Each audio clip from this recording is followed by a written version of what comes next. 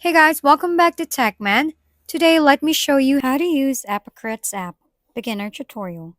If you're new to the Epocrates app, think of it as a pocket clinical reference that's ready whenever you need quick, reliable information.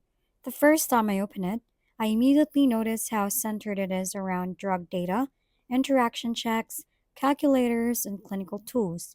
To get started, download the app or sign up through their website, then create your account to unlock the core features. Once you're logged in, take a moment to explore the home screen. The main icons gives you access to drug info, interaction check, pill ID, calculators, formularies, and disease references. If I need dosing information, I will tap on the drug section, type in the brand or generic name, and instantly see indications, dosing guidelines, contraindications, and side effects. One feature I really appreciate is offline access. After initial setup, key tools remain available even without internet, especially helpful during rounds. You can also favorite frequently used tools for faster access.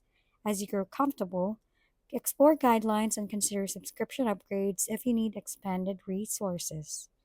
If we've been helpful, kindly give us a thumbs up and don't forget to hit the subscribe and bell button for more contents. For any questions and suggestions, comment down below.